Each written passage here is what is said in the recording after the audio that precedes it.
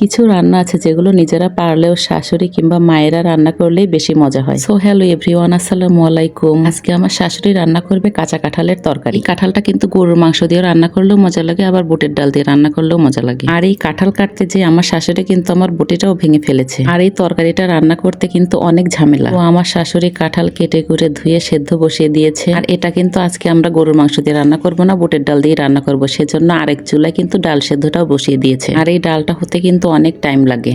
আর এই কাঁঠালটা সেদ্ধ হওয়ার পর আমার শাশুড়ি কিন্তু ময়লাগুলো বেছে নিচ্ছে। আর এই তরকারিটা আমার শাশুড়ি অনেক মজা করে রান্না করতে পারে। তো কাঁঠালগুলো সবগুলো বাছা শেষ করে আমার শাশুড়ি চুলায় রান্নাটাও বসিয়ে দিল। ও আমার মেয়েটা দেখি ঘুম থেকে উঠে ডিমপুস খেতে শুরু করে দিয়েছে। তার জন্য আগে থেকে একটা ডিমপুস করে রেখেছিলাম যে সে ঘুম থেকে উঠলে তাকে ভাত দিয়ে খাইয়ে দেবো, কিন্তু সে নাকি ভাত দিয়ে খাবে না, এমনিই খাবে। তো সে খেতে থাক, আমি আমার শাশুড়ির কাছে চলে যাই। রান্নার ভিডিও তো করতে হবে। চুলার পাড়ে এসে দেখি আমার শাশুড়ি কড়াইয়ের মধ্যে তেল দিয়ে পেঁয়াজ মরিচ এবং গরম মশলা যা যা লাগে সবকিছুই দিয়ে ভেজে নিচ্ছে। কিছুক্ষণ ভেজে নেওয়ার পর সব গুঁড়া মশলাগুলো দিয়ে দিচ্ছে। গুঁড়া মশলাগুলো তেলের মধ্যেই দিচ্ছে, কারণ তেলের মধ্যেই মশলাগুলোকে ভেজে নিবে। আর এভাবে করে কিন্তু রান্না করলে অনেক মজা হয় খেতে। সবকিছু ভেজে নেওয়ার শেষে একটু লবণও অ্যাড করে দিচ্ছিল, কারণ ডাউলের মধ্যে একটু লবণ দিয়ে সিদ্ধ করেছে, আবার কাঁঠালের মধ্যেও একটু লবণ দেওয়া আছে। সব শেষে একটু বাটা মশলাও অ্যাড করে দিল। তারপর সবগুলো মশলা তেলের মধ্যেই ভালোভাবে কষিয়ে নিয়ে ডাউলগুলো দিয়ে দিবে। আর এই ডাউলটা কিন্তু খুব ভালোভাবে সিদ্ধ করে আগে থেকেই রেখে দিয়েছিল। ডাউল দেওয়ার পরে আরো কিছুক্ষণ কষিয়ে নেবে মশলার সাথে। আর আমার শাশুড়ি কিন্তু এই রান্নাটায় অতিরিক্ত মশলাও ব্যবহার করেনি, কারণ সে হালকা পাতলা মশলা দিয়ে তরকারি রান্না করে, খেতে অনেক মজা হয়। সে বলে যে হলুদ বেশি দিলে হলুদের গন্ধটা আসলে তরকারিটা খেতে অতটা মজা হয় না। তার ভাব মতোই সে রান্নাটা করতেছিল। ডালটা মশলার সঙ্গে ভালোভাবে কষানো হয়ে গেলে কাঁঠাল সিদ্ধটাও দিয়ে দিবে। এই তরকারিটা কিন্তু আমার মেয়ে আর আমি খেতে অনেক পছন্দ করি।